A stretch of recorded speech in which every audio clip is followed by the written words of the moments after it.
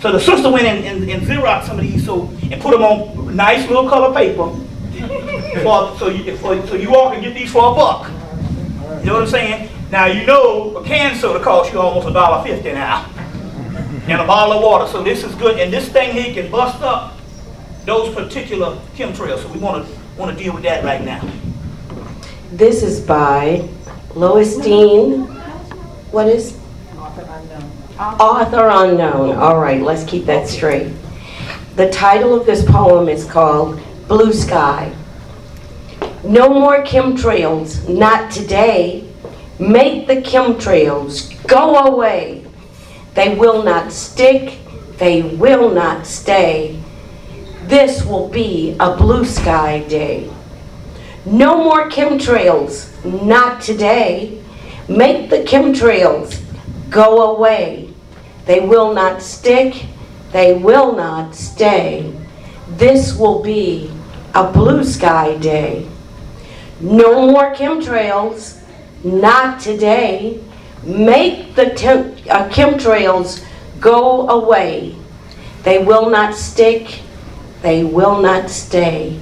This will be a blue sky day. All right. Yeah. So now I don't think that these things don't make a difference. That one is mine. I paid $1 for that one. No, I'm gonna let you walk away, but I had to get them 4 quarters out. She let that be known right after they came off the machine. So, what's that? No, since we're on form, can I do one too? Oh yeah, no doubt about it. No doubt about it. You know, you gotta realize, celebration and ritual changes things. Yay. You see? Changes things. Why do you think you still a lot of people stuck up in that church? Because that church got some powerful rituals. You know what I'm saying? Plus, I'm gonna be honest with you. Actually, if Jesus is Horus, I talked about this before, and it doesn't matter what name you call him. If Jesus came from Horus, and the people worshiping Jesus, wouldn't they be worshiping Horus or Heru? It would be the same thing. See, and you look at the spirit world, you know, they don't get into the political aspect about it. So in so many words, the church is actually right on time. This comes from that's the scarab, which represents the heart chakra. It's called a heart scarab. We'll be talking about that today. But that's one of the ways that, you know. I saw it last night on. We're ready. Okay. We're Yeah. on. Yeah. It was on the Cartoon Network, and Justice League, and they had a ship identical to that. It's supposed to come out of space. Okay. That's why I was becoming stern. Yeah, that's interesting. That's interesting because I had a dream about this about 20 years ago. Back, as a matter of fact, it was 1998. I had a dream of a spaceship called the Comedic Lady Kepra, which is the Kepra is the one with the beetle with the wings. And I had a dream about a spaceship, and this was back in 1988, 20 years ago, called a Comedic Lady Kepra. It's very interesting. So what we want to do is this sister is Brother Azazil's queen, Sister Majade. She comes with a whole lot of power, whole universe of her own. And so we're glad to have her in the house.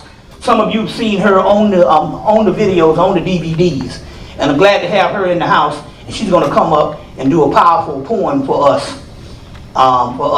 And remember, everything we do is in alignment with ceremony, and it is alignment with rituals, which actually changes not only the course of our surroundings, but it actually changes time itself. Each one of these events are major events in time that was prophesied to happen. Put yourself on the floor. Just kidding.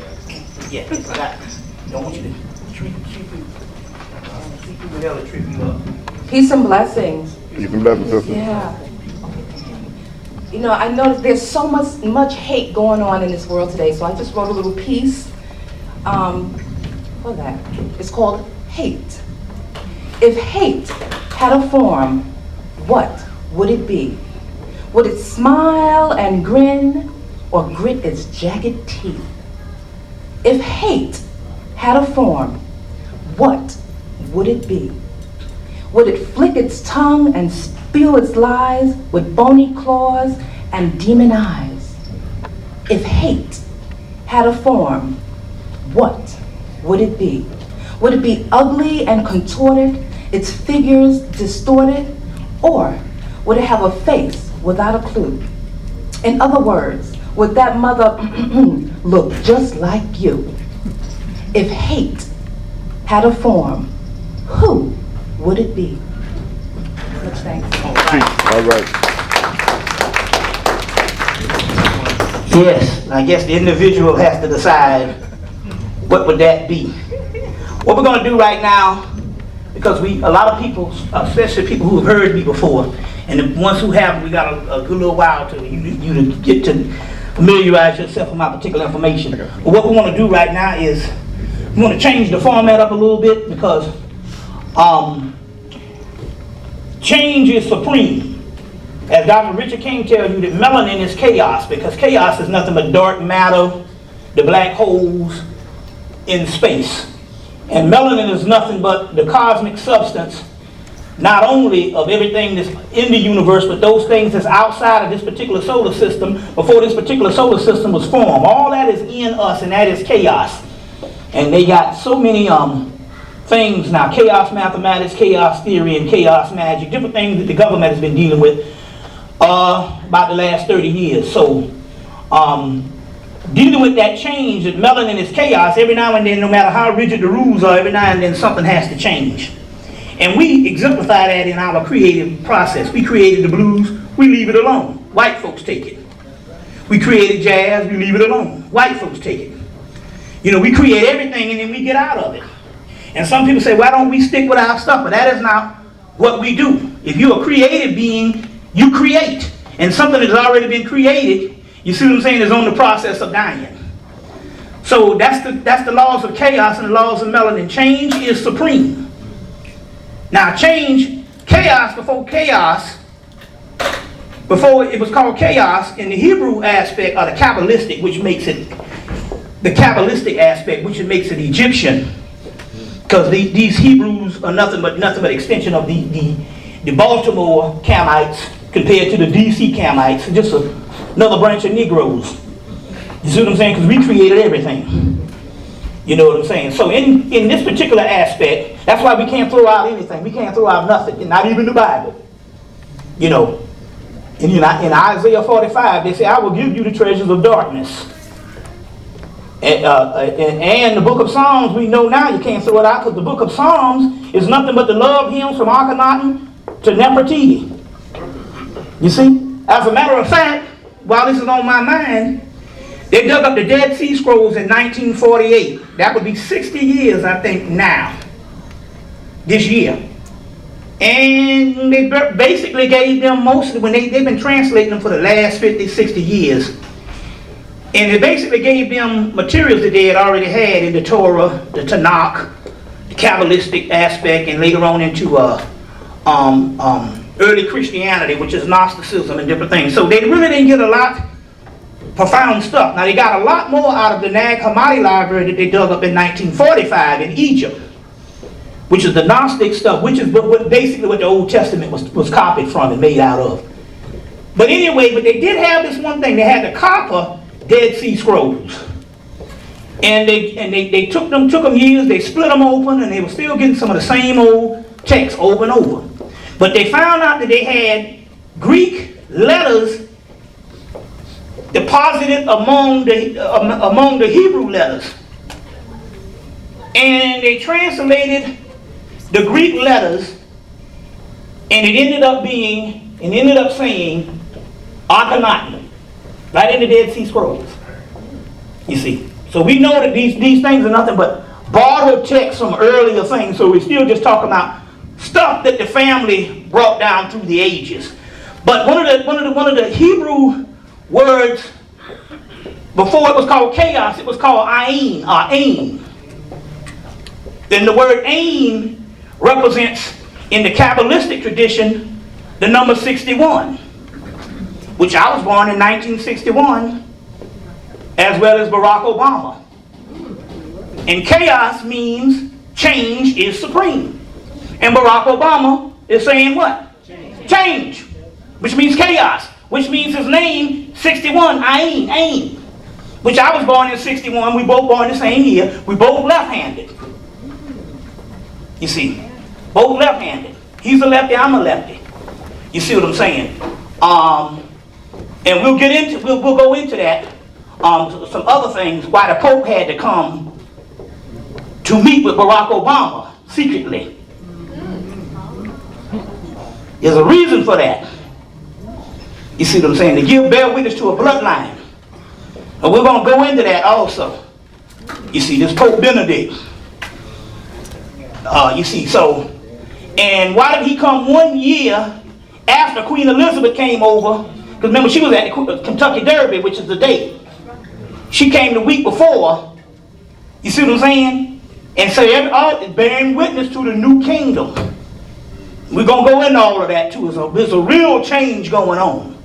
But you got to understand what's going on in the spirit world. So right now what we want to do, we're going to change it up. We want to go into a little question and answer to get the juice rolling.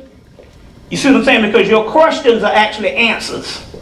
And a lot of time when I come, I speak so long until a lot of people, they get up, they leave before they can get their question off. All the ones that stay, they go, wow, it's been 6 hours. Hey, I forgot what I was going to ask you. So let's go into anybody got a question right now, some things are on their mind. Anything other than Barack Obama and the Pope, because we're going to get into a whole science on that. You see what I'm saying? But then again, we'll see what the deal is, because something might have to come up because it needs to. Give me some questions. Mm-hmm. Yes, brother. How do you raise the vibration of yourself? Through meditation? What do you do? There's several ways to do it. As a matter of fact,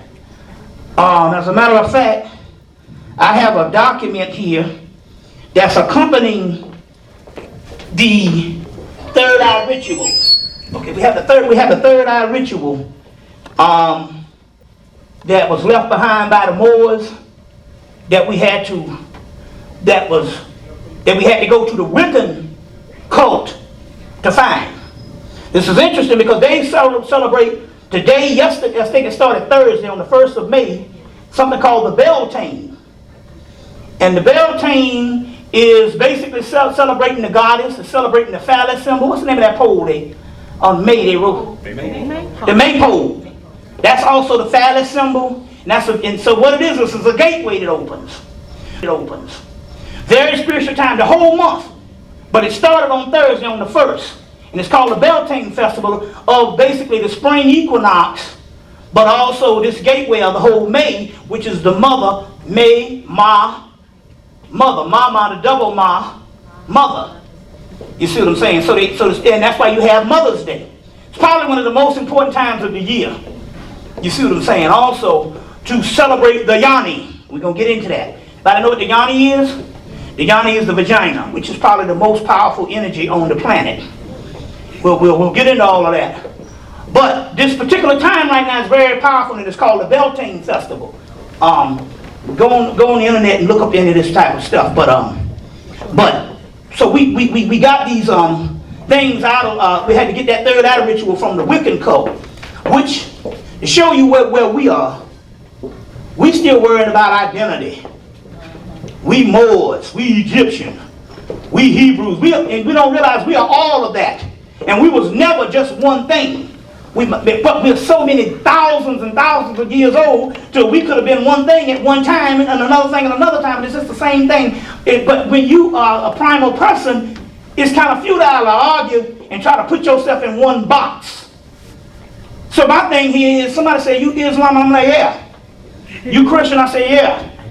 I say, whatever it is, you Chinese? I say, yeah. Why? Because we invented all of it. It's all ours. That's right. Like the Shang Dynasty. Shang Dynasty is started by Shango from Nigeria, which Barack Obama means, or Barack means lightning, which is Shango. And Obama means lion, which is Leo, which he's a Leo. You know what I'm saying? And even though he might not even be conscious of this stuff, it really has nothing to do with him, what we even talking about. The presidency, you crazy to look for anything that's going to change your life based on the doggone government. That's not the point. We talk about the image. We'll get into that science. So we don't want to give you the wrong impression that this election is politically and economically going to change your life. Psychologically, it will. You see what I'm saying? And I'm not even talking about psychologically as far as the ego, but I'm talking about your spirit. That's a whole other thing. We'll get into that. We talking about some melanin lining up. But on this document of the third eye ritual, on the back of this is something called the zone of the fire snake. And it gives you 10 different ways to line up the pineal, the kundalini energy within inside yourself. And all you got to do is read this particular document. And it gives you 10 ways to line up the kundalini. Give you an example. Total concentration. Number one, total concentration of the mind and its source, brought into intense study and research by the state of mental quintessence, one-pointed concentration and mental energy and magical symbol and sigil. So they're talking about different things that you can do. Drugs and alcohol. Well, you can, you scratch your drugs, but every now and then you can take a little sip. Because that's called a fire water, and that's what the ancient Egyptians used to do. And if you do some drugs, you do some natural stuff. Get you some selenium. It was a combination I took back in '93. Real powerful. Selenium, L-lysine, and phenylalanine. Take them three together. And I lost the combination, and what it was is I had the L-lysine and I had the selenium, but I forgot about the phenylalanine. Those three things went to another level. So if you're going to do the drugs, they're talking about natural things that you can take, like vitamins. You see what I'm saying? Vitamins. I also have some other things that I'm going to go into today. A juice that comes out of ancient Kemet. A juice, Monatomic gold. Monatomic gold is one also. Yeah, that's one that Dr. Delbert Blair sells, and you'll be hearing from him, and he'll give you the information when he comes through. Also. So those are one. But right now, this is one that you can raise the kundalini with, as well as a Nephilim ritual that I'm selling. Also, there's a ritual. It's a book out of ancient Egypt, and if you can get what you want if you study it and put up this particular entity. But we also have the third eye ritual also. These things that work. So give me some other questions right quick. Yeah. They came out with the book, The Source. Yeah. How does it relate to our ancient science? The secret source? The original source, and what's a good book now? Spread to Kabbalion, and that was talking about. Yeah. The original source. Which one? No, not the source. The secret. The secret source. The secret. Yeah. There's a book out called The Secret Source, and the secret source is basically they took the. You all heard of The Secret. Oprah had The Secret on and all that. And basically what they did is they took one of the Hermetic laws, and which is the laws of attraction. And they made The Secret out of it, but they didn't tell you that they got those sources from some stuff called the Kabbalion, which is the Hermetic laws, which comes out of ancient Egypt or ancient Kemet. And so it's called the Kabbalion. But anyway, there's a book out called The Secret Source. I don't have the author, but you just need the name. I might have the book up here. I might have the actual book up here. But it's called The Secret Source, which is the new one, which includes the Kabbalion. And it's interesting because the brother C. Freeman L. Let me put his picture up and get this Malt Liquor picture from up off this thing right away. You know what I'm saying? I don't want y'all to get a hankering. You got to be a master to master this stuff. Don't try this at home. You see what I'm saying? You see, although the last month. So, he taught from a book called the Kabbalion by the three initiates. But this book that came out the day he died, is a book came out called The Secret Source, which also has the Kabbalion included in it. And those are some of the Hermetic texts of the laws. There's different laws. The laws of mental laws, vibration, several laws. It's It's 7 Hermetic laws. They only took the one to give you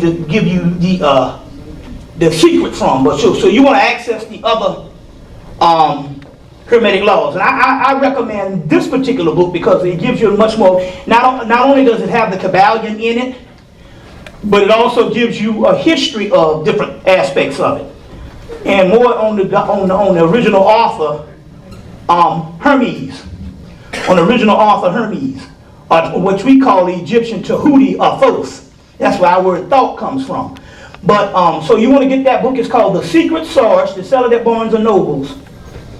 And it says the laws of attraction is but one of the 7 Hermetic laws. Here's the other 6.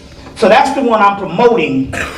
Was that the question, or you had any other thing to go with it? Just to speak on it. So basically that Kabbalion, and the reason why we say that is because he made the transition in March, and the day that he died, the book that he taught on for years came out in a new format, and it proved that basically they took the secret, which everybody's going crazy off of one law, and they're making all this money on the secret, the laws of attraction, and there's 7 other laws, or 6 others, 7 in all. And they use the laws of attraction because the simple fact that's the greed one. So you say attract money, you know you're going to get people to do something. So, but there's other ones, and if you access the other 7, you see what I'm saying? You would have a much more holistic aspect, a holistic life. So that's the one you want to get. It's called The Secret Source. Is the book you want to get. And it came out in the day he died in March, and the day he died. Another book he was working on a book called on a book dealing with the Bible being a zodiac book. And I said, well, why? You've been working on that since I knew you. He said, well, it's going to be about 700-800 pages. And I was like, why? He said, that way no person can bootleg it. Black people at least bootleg your stuff. So I got a big book. I said, you must don't know Azariah. Azariah, man, he got some books up there that's shoot. He got that Bull Gnostic workbook is about 600 pages, and he sure got it on his table. Spiral bound and stuff. So, but anyway, the day he died, this book came out called The Gospel of the Zodiac. And it shows you the Mark, Luke, all these particular ones are nothing but different zodiac things. So this book is broken. And I said, it's ironic that the book that you was writing, somebody wrote the book for you and put it out in both of these books. The Secret and The Gospel of the Zodiac came out the day he died. Or the day he made the transition. You see what I'm saying? So get that book, The Gospel of the Zodiac and The Secret Source. We got other books we'll tell you also to get. I got a question, man. What's the real deal, man, behind the Jeremiah Wright thing, man? Okay. Well, I was going to deal with that, but I'll deal with that now.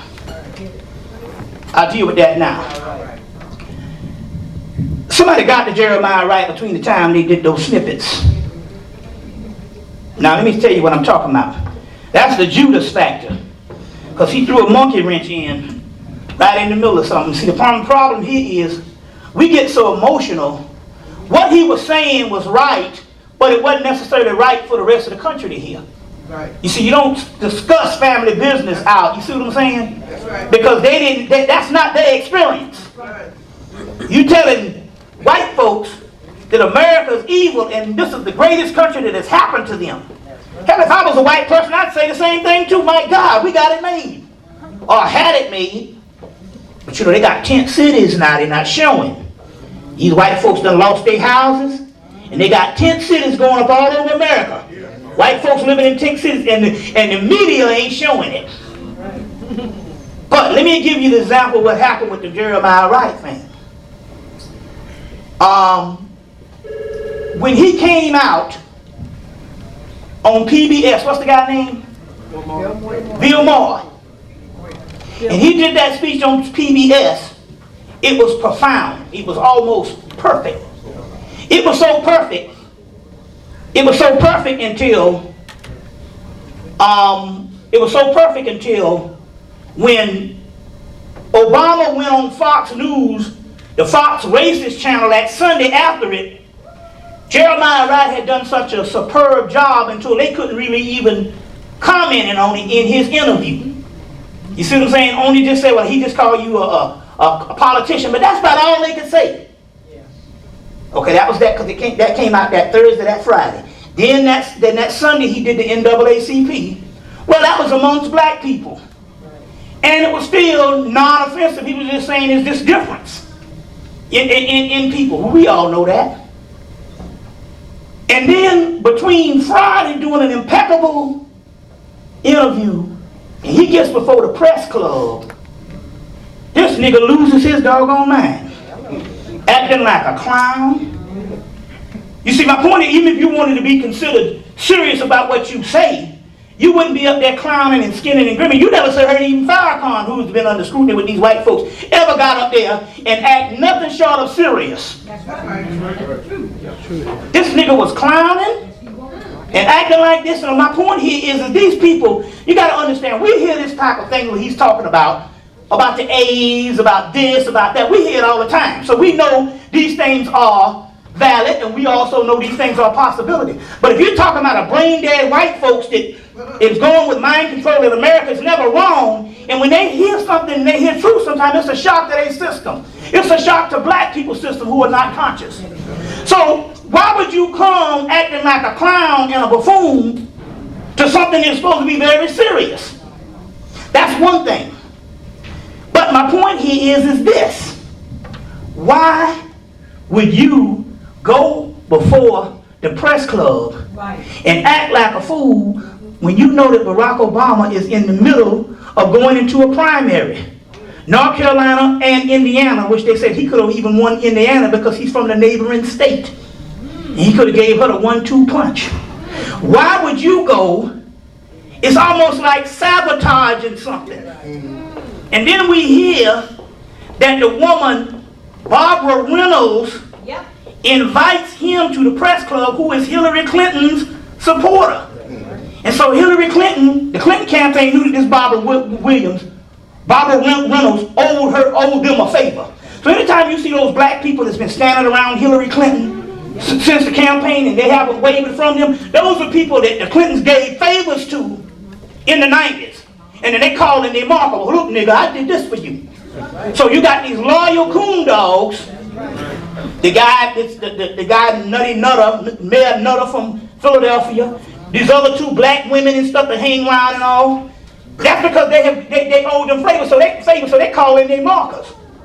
So what happened was this Barbara Reynolds, she was up in there. She had she owed them, so they called and said, well, you know, you in the press club thing. We need for you to invite him. Meanwhile, they had to step to this Negro because even though they invited him, he could have declined. You know, they said that they had, what's the guy name? He's a CNN reporter, but he's got his own radio show in Chicago. He's on there all the time. He's a black guy. He's one of the analysts on CNN, but he has his radio show in Chicago. Roland Martin said that they had ministers from all over the country call Reverend Wright and say, please do not go to the press club. You're going to make things worse for Barack Obama. Even his daughter. Even if everybody called, but he went anyway. And the reason why he went anyway, because they stepped to that Negro. That's right. And he said he had death threats, or either they said, look, man. See, this is the problem that we don't understand as black people. They can say, hey, man, here's $10 million. To us, we think that's all the money in the world.